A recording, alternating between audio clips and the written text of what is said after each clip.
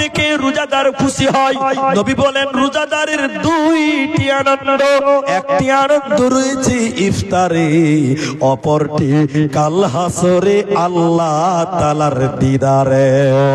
রোজাদারের সঙ্গে আল্লাহ সরাসরি কথা বলবেন, কোনো পর্দা নাই। আল্লাহ রোজাদারের সামনে দাঁড়িয়ে কথা বলবে। মুসলমান, এজন্য রোজার গুরুত্ব অনেক, রোজার মাসের গুরুত্ব অনেক। তোমরা রোজা রাখো, এই রোজা তোমাদের জান্নাত দেবে। আরেকটা গুরুত্বপূর্ণ কথা বলবো, মেয়েদের জন্য খুব জরুরি কথা, এটা খুব গুরুত্বপূর্ণ কথা। এখন এই যে রমজান মাস আসছে, আগমন, আমরা ওর জন্য কি প্রিপারেশন নেব একটু পরে আমি এই কথাটা ক্লিয়ার করব, প্রিপারেশনটা কিভাবে হয়। কিন্তু রোজা, একটা রোজা যদি আল্লাহকে খুশি করার জন্য কেউ রাখে, আল্লাহর নবী বলছেন তোমার কি লাভ হবে মা? হে ভাই, তোমার কি লাভ? বলে তোমার কাছ থেকে জাহান্নামকে এত দূরে রাখবে, 70 বছর চলতে যত পথ লাগে তোমার কাছ থেকে জাহান্নামকে অত দূরে রাখবে যদি আল্লাহকে খুশি করার জন্য একদিন রোজা রাখো। জোরে বলুন সুবহানাল্লাহ। একদিন রোজা রাখলে যদি এত দূরে আপনাকে জাহান্নাম থেকে সরায়, আপনি একটু বলুন, তাহলে আপনি জাহান্নাম যাবেন? আপনার দ্বারা জাহান্নাম যাওয়া সম্ভব? অসম্ভব, আপনি জাহান্নাম যাবেন। এই জন্য রোজার গুরুত্ব কত। আল্লাহর নবী এর পরে বলেন মান সামা রমাদানা ঈমানাও ওয়া ইহতিসাবান গুফিরা লাহু মা তাকাদ্দামা মিন যামবি। এই হাদিসটা 5 মিনিট শুনেন, 5 মিনিট। আল্লাহ এত সুন্দর কথা বলেছেন, আপনি অবাক হবেন, কিন্তু তর্জমা করলে কিছু বুঝতে পারবেন না। একটু ব্যাখ্যা করতে হবে, তর্জমা করলে কিছু বুঝবেন না। আল্লাহ রাসূল বলেছেন মান মানে কোন, মানে কেউ। সওম মানে হলো বিরত থাকা। এটা বলেন, সওম মানে কি বলেন তো? বিরত থাকা। আর আমরা বলি রোজা। রোজা আর সওমের মধ্যে কিছু ডিফারেন্স আছে। সওম মানে হলো বিরত থাকা, মানে যাবতীয় খারাপ কাজ থেকে বাঁচার নাম হলো রোজা।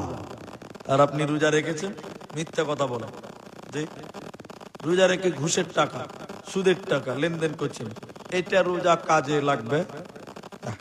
ওটা না। শুনুন আমি যেটা বলছি, মান মানে কেউ, সওম মানে বিরত থাকা, রোজা যাকে আমরা বলি।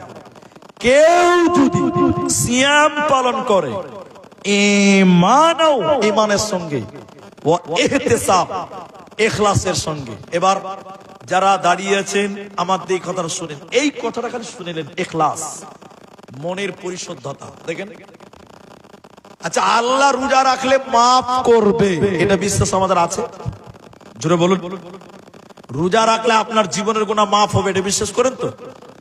কেউ যদি ঈমান এবং ইখলাসের সঙ্গে রোজা রাখে, জীবনের গুনাহ মাফ, এটা মুহাম্মদ সাল্লাল্লাহু আলাইহি ওয়াসাল্লাম বলেছেন। বলুন সুবহানাল্লাহ। এখন ইখলাস কি, মনের পরিশুদ্ধতা কি? এই গ্রামের গরিব মানুষ রোজা রাখছে, খুব গরিব মানুষ, সারাদিন ধান কাটে, গম কাটে, গরিব মানুষ। তারাবির নামাজ পড়তে গেছে, দেখেন দেখেন দেখেন, তারাবির নামাজ পড়তে গেছে। নামাজ পড়ার পর, না দেখেন, নামাজ পড়ার পর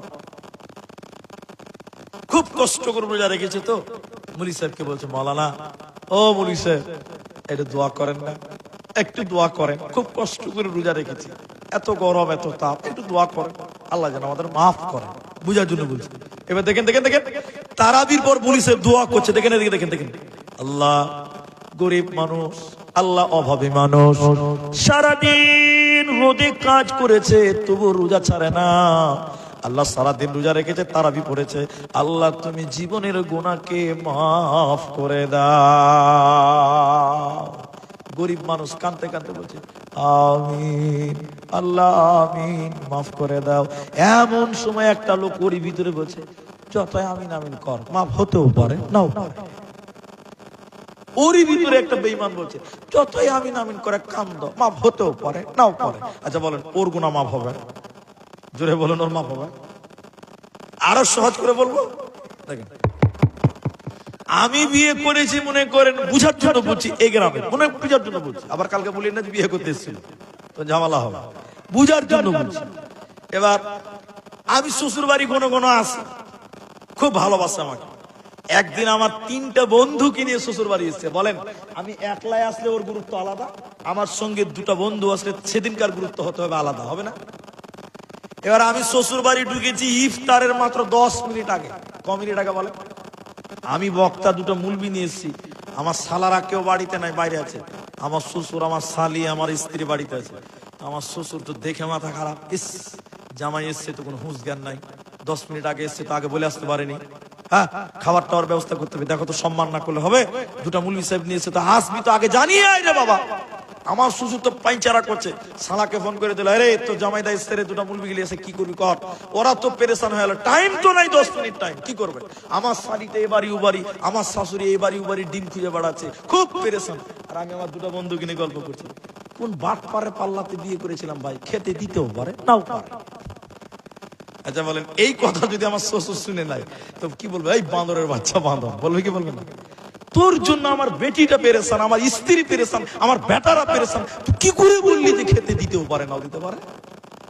আর খেতে দিবে ভাই, দেবে? আল্লাহ আসমানটাকে সুন্দর করে রমজানে সাজিয়ে দেয়। ফতিহাতা আবু আবুস সামা, আসমানের দরজাগুলো খুলে দেয় ফেরেশতাদের আনাগোনার জন্য, আসা যাওয়ার জন্য। জান্নাতের দরজা খুলে দেয়, জাহান্নামকে বন্ধ করে দেয়। এত সুন্দর রেডি করেছে, সারাদিন রোজা রেখেছে, আল্লাহ দস্তরখানা খুলেছে, হাজিরা খাতা খুলেছে, মানুষদেরকে মাফ করার জন্য, গুনাহ মাফ করার জন্য, গুনাহকে কেটে দেওয়ার জন্য আল্লাহ রেডি হয়ে গেছে। কেন কেন কেন? নবী বলেন যে রোজা ইমানের সঙ্গে, ইখলাসের সঙ্গে আল্লাহ তার গুনাহ মাফ করে। এবার দেখেন দেখেন দেখেন, আল্লাহ গুনাহ মাফ করার জন্য খাতা কলম নিয়ে বসে আছে। এমন সময় কেউ কেউ বললে, হ্যাঁ রোজা রাখলে কি গুনাহ মাফ হবে নাকি? আচ্ছা বলেন, ওর মাফ হবে? বলেন ওর মাফ হবে? তোমাকে ইয়াকিন রাখতে হবে। আল্লাহ নবী বলেছেন, মান সামা রমাদান ঈমানাও ওয়া ইহতিসাবা গুফিরা লাহু মা তাকাদ্দামা মিন জামবি। কেউ যদি, কোন মানুষ যদি, কোন নারী কিংবা পুরুষ যদি ইমানের সাথে রোজা রাখে, ইখলাসের সঙ্গে রোজা রাখে, ওই নারী এবং পুরুষের জীবনের সমস্ত সাগীরা গুনাহকে আল্লাহ মাফ করে দেবে বান্দা, তোমার কোনো চিন্তা রবে না। একবার বলুন সুবহানাল্লাহ। এরপরে শুধু তাই নয়, রোজাদারের মূল্য কত? যারা রোজা রাখবেন রমজান মাসে তাদের জন্য আনন্দের কথা। নবী বলেন, জান্নাতের 8টি দরজা রয়েছে, ওর ভিতরে একটার নাম রাইয়ান। রাইয়ান, বলুন কি নাম? রাইয়ান। ওই দরজা দিয়ে শুধুমাত্র, কেবলমাত্র রোজাদারেরা প্রবেশ করবে। দেখেন দেখেন দেখেন, বিচারের মাঠে কিয়ামতের দিন আল্লাহ বলেন, হে রোজাদারেরা, যারা দুনিয়াতে রোজা রেখেছিল তোমরা গিয়েছো, তোমাদের জন্য জান্নাতের গেট, স্পেশাল গেট খোলা হয়েছে। ওরা যখন ঢুকে যাবে দরজাটা বন্ধ করে দেবে, আর কেউ যেতে পারবে না। এখান থেকে একটা এয়ারপোর্ট আছে দমদম, সরি বাগডোগরা, শিলিগুড়ি, এদিকে শিলিগুড়ি বাগডোগরাতে এয়ারপোর্ট আছে। ওই এয়ারপোর্টে দেখবেন ভিআইপি গেট বলে একটা অপশন থাকে। ওখানে কে যাবে? আব্দুর রহমান? ওখানে কে যাবে? সলিমুদ্দিন? ওই আকেশ মনসুর? না, ওখানে যাবে কে? ওখানে যাবে পৃথিবীর যারা ভিআইপি মানুষ, আর্টিস্ট, জি, খেলোয়াড়, নায়ক, গায়ক, মোদি, মমতা, অভিষেক, বিরাট কোহলি, এরকম ভিআইপি যারা মানুষ ওই গেট দিয়ে যাবে। আচ্ছা আমি যদি ওই গেট দিয়ে যেতে চাই, যেতে দিবে? ডান্ডা মেরে ঠান্ডা করে দিবে। ফাইলাম করো। আল্লাহর জান্নাত অনেক মানুষ যাবে, সবাই গেলে দরজা আলাদা আলাদা। যারা রোজা রেখেছিল তার নাম রাইয়ান। ওই রাইয়ান নামে গেট দিয়ে তারা জান্নাতে যাবে রে। ওদের আর অন্য গেটের প্রয়োজন হবে না। ওরা যখন ঢুকে যাবে ওই গেটকে যেতে দেবে না। এজন্য রোজা রাখো রোজাদার, তুমি জান্নাতে রাইয়ান গেট দিয়ে যাবে, তোমার কোনো চিন্তা রবে না, রবে না। রোজা রাখবেন কেন? দুটি কারণ বলবে। এবার রোজা রাখতে হবে অনেক কারণ, আমি আজকে দুটি বলছি। একবার বল কটা? এক, আমাদের দুনিয়াতে সাংসারিক জীবনে ঝামেলা হয়, পাপও হয়। পাপ হয় না? আমাদের ব্যবসায়িক জীবনেও পাপ হয়। দুনিয়ার জীবন, ব্যবসায়িক জীবন, আনুষঙ্গিক জীবনে যে ফিতনা, ওই ফিতনার কাফারা হলো নামাজ, রোজা, সাদাকা। বলুন কটা বললাম? তিনটি। নামাজ, রোজা, সাদাকা। সালাত, সিয়াম, সাদাকা। এই তিনটি আমল যদি করেন, পারিবারিক জীবনে যে গুনাহ, সাংসারিক জীবনে যে গুনাহ, ব্যবসায়িক জীবনে যে গুনাহ, এই তিনটি আমল করার কারণে আল্লাহ ওই গুনাহগুলোকে মাফ করে দেয়। জোরে বলুন সুবহানাল্লাহ। তাহলে রোজা রাখবেন, রোজা রাখলে জীবনের নরমাল গুনাহ মাফ হবেই হবে। দুই নম্বর, মালের যাকাত আছে। মালের যাকাত আছে না? আল্লাহ বলেন, বলুন।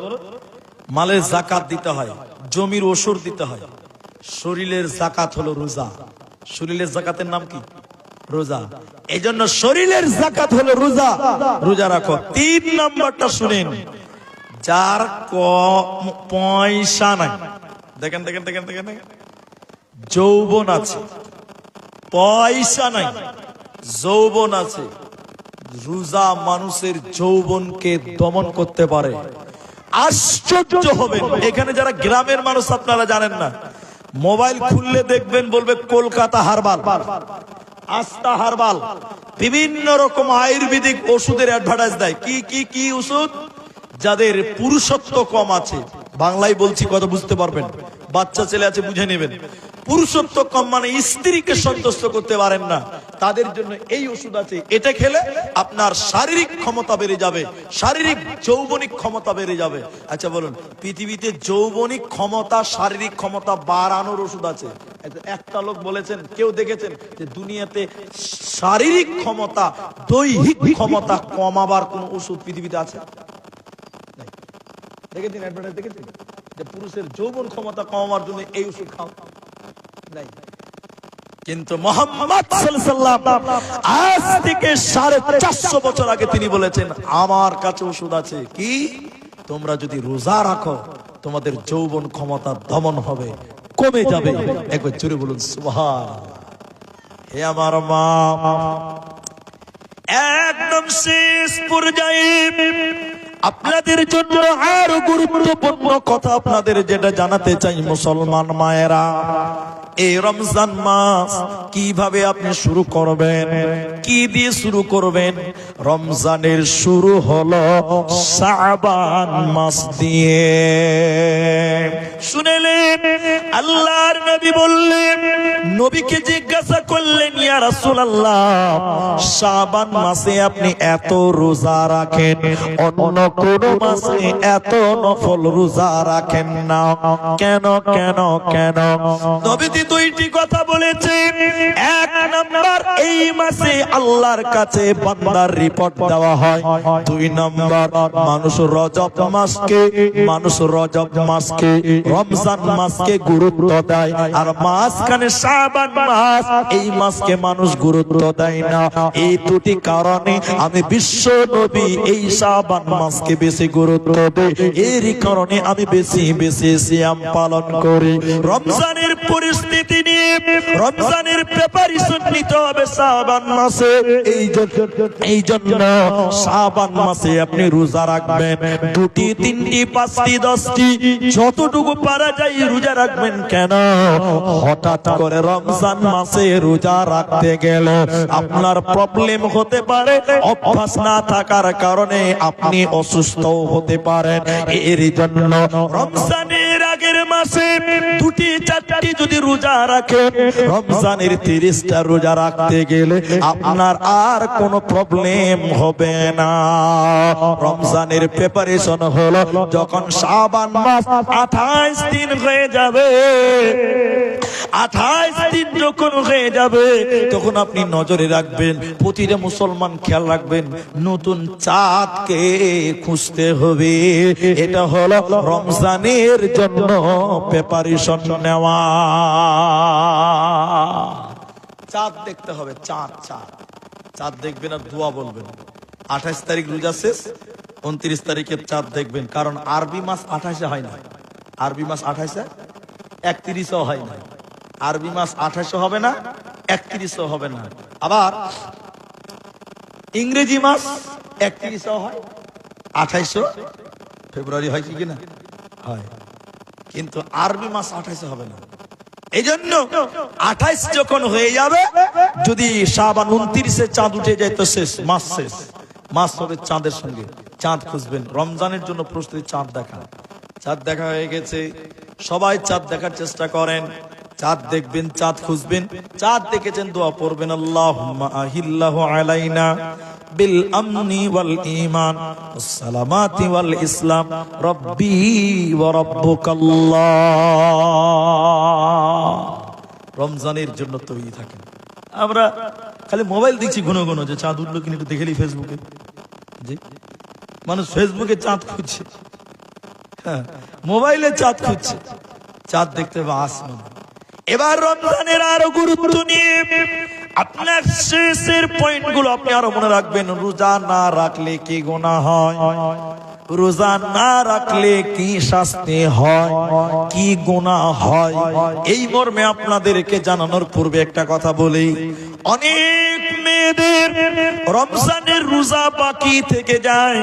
শাবান মাস চলে এসেছে, বলেন মাওলানা এখন শাবান মাস চলে এসেছে, এখন কি শাবানের রোজা রাখবো না রমজানের রোজা রাখবো, কোনটা কনফিউজ। এখন তো শাবান মাস, বলি সাহেব আমার রমজানের রোজা এখনো বাকি আছে, শরীর খারাপের কারণে, এখন আমি কোনটা করব, শাবানের রোজা রাখবো না রমজানের রোজা রাখবো? শাবান মাসের রোজা রাখা নফল, এগুলো সুন্নত নয়, আর রমজানের রোজা রাখা হলো ফরজ। এজন্য মা আমার শাবান মাস কেন, রোজার আগের দিন হলে বাকি রোজা তোমাকে আগে পূর্ণ করতে হবে, বাকি সিয়ামকে পূর্ণ করো। এবার যদি না করো, বাকি রোজা যদি তুমি আদায় না করো, রমজানের ফরজ রোজা যদি তুমি না আদায় করো, আল্লাহর নবী বললেন তোমাকে জাহান্নাম যেতে হবে। হযরতে উসামা বিন যায়েদ আবু উমামা আল-বাহিলি রাদিয়াল্লাহু তাআলা আনহু বলেন, জাহান্নামে আমি দেখলাম কিছু মানুষের মুখগুলো ফেটে ফেটে রক্ত পড়ে, কিছু মানুষের মুখগুলো ফেটে ফেটে রক্ত পড়ে। কেন পড়ছে? ওদের পা গুলো আকাশের দিকে রয়েছে, আর তাদের মাথা মুখমণ্ডল মাটির দিকে ঝুলছে। উল্টো করে তাকার কারণে আমি জাহান্নামে দেখলাম তাদের মুখগুলো ফেটে ফেটে রক্ত পড়ে। আমি নবীকে বললাম, জিবরাইল মান হাউলাই, এরা কারা, কেন তাদের মুখ দিয়ে রক্ত পড়ে, গাল দিয়ে রক্ত পড়ছে বলো, কেন তাদের পা গুলো কি আকাশের দিকে, কেন কেন তাদের মুখমণ্ডল মাটির দিকে? নবীজি বললেন এরাই হলো তারা। জিবরাইল বলেন, ইয়া রাসূলুল্লাহ, এরাই হলো তারা যারা রমজান মাস পেয়েছিল, ইফতারের আগে যারা ইফতার করে নিয়েছিল, দিনের বেলায় খাবার খেয়ে রোজা ছেড়ে দিয়েছিল, আল্লাহর ফরজ রোজা যারা রাখে নাই, ওই লোকেরা ওদের জাহান্নামে উল্টো করে রাখা হবে। ওদের মুখগুলো ফেটে ফেটে ফেটে ফেটে রক্ত পড়ছে, এরই কারণে তারা রোজা রাখত না, রোজা ছেড়ে দিত, এরই কারণে তাদের আজকে এই অবস্থা হলো, রক্ত পড়ছে। এরা জান্নাতে যাবে না, পাবে না, পাবে না। এত গুরুত্ব। আরেকটা পয়েন্ট, ইসলামের বুনিয়াদ আছে 5টা। ইসলামের বুনিয়াদ 5টা, আপনারা জানেন। এরপরও বলছি, একটা লোক এসে বলছেন আল্লাহ নবী, আমার দিকে দেখেন, আমার দিকে, মা বোন আপনারা দেখেন, আল্লাহ নবী আপনি এমন একটা কাজ বলে দেন আমি জান্নাত যাব, জান্নাত যেতে চাই। এই হাদিসের কিছু অংশ বলেছি প্রথমে, আবার বলছি, আল্লাহ নবী আপনি আমাকে কিছু বলেন জান্নাত যাবো, এমন একটা আমল বলেন তো। আল্লাহ রাসূল বলছেন দেখো দেখো দেখো, কালেমা সাক্ষী দিবে আল্লাহ ছাড়া কোনো মাবুদ নাই, মুহাম্মদ আল্লাহর নবী, এটা সাক্ষী দিবে, নামাজ কায়েম করবে, রোজা রাখবে, যাকাত দিবে, সামর্থ্যবান হলে হজ করবে। এই কথাগুলো নবীজি তাকে শিক্ষা দিলেন। ওই লোকটাকে দেখে দেখে ওই লোকটা তখন বলছেন আল্লাহর কসম মুহাম্মদ আপনি যা বলেছেন তাই করব, এর কমও করব না বেশিও করব না। মুহাম্মদ আপনি যা বলেছেন আমি তাই করব, এর কমও করব না বেশিও করব না। আমার দিকে দেখেন, তখন আল্লাহ রাসূল বলছেন এই এই এই এই লোকেরা, তোমরা কি জান্নাতি মানুষ দেখবে? এই লোকটা জান্নাতে যাবে, বলুন সুবহানাল্লাহ। ওই লোকটা বলেনি যে আমি দান করব, ওই লোকটা বলেনি যে আমি দান করব, ওই লোকটা বলেনি যে আমি মাদ্রাসা বানাবো, ওই লোকটা বলেনি যে আমি মসজিদ বানাবো। ও বলেছেন নবী আপনি যেটি বললেন ওইটি করব, এর কমও করব না বেশিও করব না। মুহাম্মদ সাল্লাল্লাহু আলাইহি ওয়াসাল্লাম বললেন এই লোকটাই জান্নাতি, তোমরা যদি জান্নাতি দেখবে তো এই লোকটাকে দেখে নাও। আরেকবার বলুন সুবহানাল্লাহ। তার মানে কেউ যদি রোজা রাখে লোকটা জান্নাতে যাবে, এতে কারো সন্দেহ? বুনিয়াল ইসলাম, ইসলামের বুনিয়াদ পাঁচটি, তার মধ্যে আল্লাহ বলেন, নবীজি বললেন, সহিহ বুখারীর 8 নাম্বার হাদিস, সহিহ মুসলিমে হাদিসের প্রায় কিতাবে রয়েছে, নবীজি বললেন ওর ভিতরে একটি হলো রোজা। সিয়াম ছাড়া ইসলাম পরিপূর্ণ নয়, রোজা ছাড়া ইসলাম পরিপূর্ণ নয়। এজন্য কেউ যদি ইসলামকে মানতে চায় সে যেন অবশ্যই অবশ্যই সিয়াম পালন করে। বিনা কারণে বিনা ওজরে যদি কেউ রোজা ছেড়ে দেয়, এমন মত আছে বিনা কারণে একটা রোজা যদি কেউ ছেড়ে দেয় সারা জীবন রোজা রাখলেও তার পাপ মুক্ত হবে না, ওইটার হক আদায় করবার পারবে না।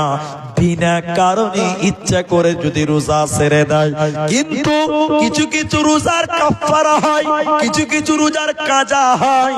এই হাদিসটা শুনেন আমার ভাইয়েরা, আমার মায়েরা, যারা বিয়ে করেছেন, যারা বিয়ে করবেন, যারা বিয়ে করতে যাচ্ছেন, যারা বিয়ে করবেন, আমার হাদিসটা খালি শুনেন, আল্লাহর কসম আপনার ঈমান বাড়বে। এই হাদিসটা শুনেন। একটা লোক, অনেকে বিয়ে করেছেন তো, একটা লোক এসে বলছেন যে আল্লাহর নবী আমি ধ্বংস হয়ে গেলাম। মা বোন এই হাদিসটাই খালি শুনেন, বাস আমি দোয়ার দিকে নিয়ে যাবো আপনাদেরকে, একটু ধৈর্য ধরুন।